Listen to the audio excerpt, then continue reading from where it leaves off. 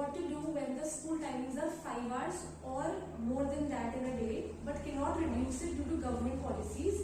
Otherwise they will lose their funds. मतलब basically यहाँ पर policy के हिसाब से अच्छा foreign abroad system कहीं online you because वहाँ पर एक practical पे वो हो नहीं पा रहा different. And then next question is how to manage the time there. मतलब they're ready to adjust a few things, but उनको कुछ आपकी तरफ से tips चाहिए तो कर कैसे सकते हैं? So मैं यहाँ ये ऑनलाइन प्रोग्राम को एक बार थोड़ा सा बता देता हूँ पहले, जो आपको नहीं पता है। ये मैंने उन पेरेंट्स के लिए बनाया है जिनके यहाँ पर पेरेंट्स 1.5 महीने या 3 महीने के पेरेंट्स ट्रेनिंग प्रोग्राम में इनरोल हो जाते हैं और उसके बाद उनको वापस जाना होता है। तो तब तक हमारे ट्रेनर्स का बच्चों के साथ में और पेरेंट्स के साथ में एक फ्रीक्वेंसी समझ आ चुकी होती है। तो वो क्या करते हैं कि हम उसके बाद उनको कहते हैं कि ठीक है, अब आपने सारी ट्रेनिंग यहाँ से ले ली है, अब आप जाइए और अब हम आपसे एक ऑनलाइन प्रोग्राम आपके साथ कर देंगे। उसको मैंने एक अपने हिसाब से डिजाइन किया है कि हर एक दिन छोड़कर हम पेरेंट्स के साथ आधे घंटे की एक वीडियो कॉल करते हैं। यानी कि हमारे जो ट्रेनर्स होते हैं वो आधे घंटे के लिए हर एक दिन छोड़कर आपके पास आएंगे वहीं पर ऑनलाइन, और वो आपको टास्क भी समझाएंगे, थ्योरीज भी समझाएंगे, एक्टिविटीज डिमॉन्स्ट्रेट भी करेंगे, नेक्स्ट वीक की एक्टिविटीज को आपको लिखवाएंगे भी, गोल सेटिंग भी बताएंगे। यानी कि पूरा का पूरा हाथ पकड़कर जो सपोर्ट हम आपको दे सकते हैं वो पूरी कोशिश करेंगे।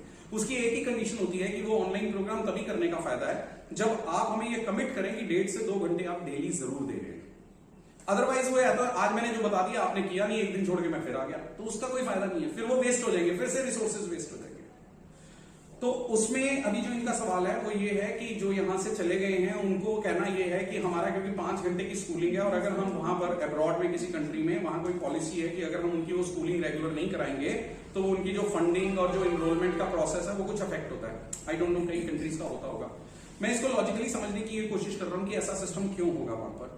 मैंने ये देखा है कि वहां पर भी इंक्लूसिव सेटअप होते हैं, तो वहां स्कूल के सेटअप में ही स्पेशल नीड बच्चों को वो कुछ सेशंस वगैरह प्रोवाइड करवाते हैं जो गवर्नमेंट का सिस्टम है। क्योंकि वहां पर मैक्सिमम जितनी भी कंट्रीज में मैंने देखा है लैक ऑफ रिसोर्सेज की वजह से इंडिविजुअल सेशंस वो नहीं दे पा रहे हैं हमारे बच्चों को, तो हफ्ते में 1 दिन या 15 दिन में 1 दिन ऐसा कुछ देते हैं, बहुत इनफ्रीक्वेंट सा होता है। तो वहां पर शायद उनका ये प्रोग्राम होगा कि वो उनका रेगुलर प्रोग्राम होगा जिसमें उनके स्पेशल एजुकेशन के प्रोग्राम बीच में इंक्लूडेड होंगे।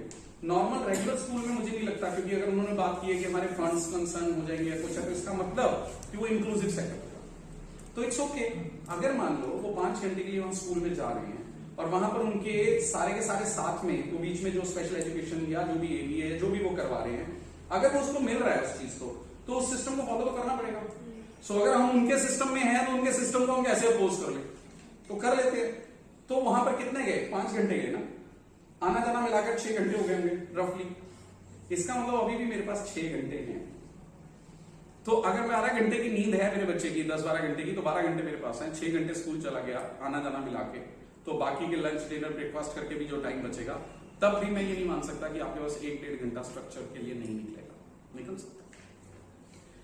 एक कहावत है कि तेल तो तिलों में से ही निकलेगा, यानी कि जो रिसोर्सेज हैं उन्हीं को इस्तेमाल करना पड़ेगा। कहीं से I can not by time, ऐसा तो हो नहीं सकता।